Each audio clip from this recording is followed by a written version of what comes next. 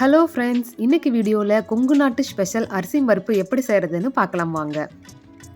இதுக்கு நான் 3/4 டம்ளர் அரிசியும் 1/4 டம்ளர் பருப்பு எடுத்து ஊற வச்சுருக்கேன். அரை மணி நேரம் ஊறினா போதும். இப்போ நான் மசாலா அரைக்கிறதுக்கு 1 டீஸ்பூன் ஜீரகம், 1 டீஸ்பூன் சோம்பு, 1/4 டீஸ்பூன் மிளகு, 1/4 டீஸ்பூன் கசகசா, கிராம்பு 2, பட்டை 1 துண்டு சேர்த்து இதை நம்ம மிக்சியில் அரைச்சி எடுத்துக்கலாம். இதை நல்லா நைஸாக பவுடர் அரைச்சதுக்கப்புறமா இதில் ஒரு 4 பல் பூண்டு சேர்த்து இதையும் அரைச்சி எடுத்துகிட்டு வந்துக்கலாம். இந்த மாதிரி அரைச்சி எடுத்துக்கோங்க. இப்போ மசாலா ரெடி ஆயிடுச்சு. நாம் ஸ்டார்ட் பண்ணலாம். குக்கரில் தாளிப்புக்கு தேவையான அளவு எண்ணெய் சேர்த்துக்கிறேன். எண்ணெய் காஞ்சதும் கொஞ்சமாக கடுகு, கொஞ்சமாக ஜீரகம் சேர்த்துக்கிறேன். இதோட ஒரு கைப்பிடி அளவு வெங்காயத்தை பொடி பொடியாக கட் பண்ணி வச்சுருக்கேன், அதையும் சேர்த்துக்கலாம். ஒரு கத்து கருவேப்பிலை சேர்த்துக்கிறேன். கருவேப்பிலை சேர்த்து இதை நல்லா வதக்கி விட்டுக்கலாம். காரத்துக்காக 2 வரமிளகாய் சேர்த்துக்கிறேன். இப்போ நாம் அரைச்சி வச்சுருக்கிற மசாலாவை சேர்த்துக்கலாம். எண்ணெயில் வதங்குச்சுன்னா நல்லா ஃப்ளேவராக இருக்கும், அதனால் இப்போயே சேர்த்துக்கிறேன். இப்போ நான் ஒரு தக்காளி பொடி பொடியாக கட் பண்ணி வச்சுருக்கேன், அதையும் சேர்த்துக்கலாம்.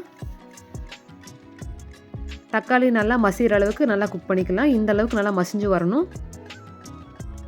இப்போ அரிசிக்கு தேவையான அளவு தண்ணி சேர்த்துக்கலாம். 2 டம்ளர் அளவு தண்ணி சேர்த்துக்கிறேன். தண்ணி சேர்த்ததும் நல்லா ஒரு முறை மசாலாவோட மிக்ஸ் பண்ணிக்கலாம். இப்போ தேவையான அளவு உப்பு சேர்த்துக்கோங்க. 1/4 டீஸ்பூன் மஞ்சள் தூள் சேர்த்துக்கணும். அவ்வளோதான். நல்லா ஒரு முறை மிக்ஸ் பண்ணி விட்டுக்கலாம். அரிசியும் பருப்பையும் ஒன்றா சேர்ந்து அரை மணி நேரம் ஊற வச்சுருக்கோம். இப்போ நம்ம அதை சேர்த்துக்கலாம். ஈரோடு, கோயம்புத்தூர் சைட்லலாம் இது ரொம்ப ஃபேமஸான ரெசிபி. எல்லாத்து வீட்லேயும் வீக்லி ஒன்ஸாவது செய்வாங்க. எங்கள் வீட்டில் எல்லாத்துக்கும் இது ரொம்ப பிடிக்கும். அவ்வளோதான். அரிசியை ஒரு முறை நல்லா கலந்து விட்டுட்டு இப்போ நம்ம குக்கரை மூடி வச்சிடலாம். ஒரு 3 விசில் வர வரைக்கும் இதை நல்லா குக் பண்ணிக்கலாம்.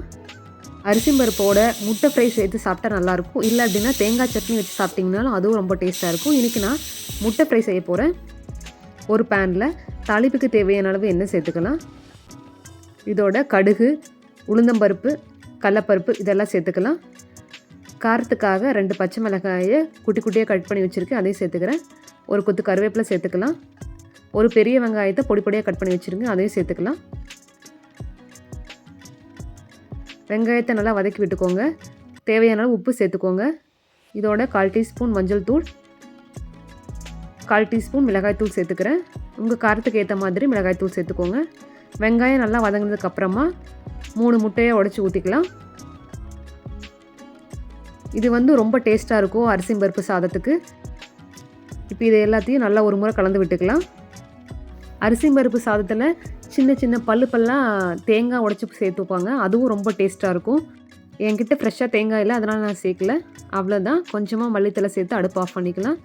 குக்கரில் இப்போ ப்ரெஷர் ரிலீஸ் ஆகிடுச்சு. ஓப்பன் பண்ணி பார்க்கலாம். லைட்டாக ஒரு முறை கலந்து விட்டுக்கோங்க. சூப்பராக வந்திருக்கு. ரொம்பவும் டேஸ்ட்டான கொங்கு நாட்டு ஸ்பெஷல் அரிசி பருப்பு ரெடி ஆகிடுச்சு. உங்களுக்கு இந்த வீடியோ பிடிச்சிருந்துச்சு அப்படின்னா வீடியோவை லைக் பண்ணுங்கள், உங்கள் ஃப்ரெண்ட்ஸுக்கு ஷேர் பண்ணுங்கள். Thank you friends.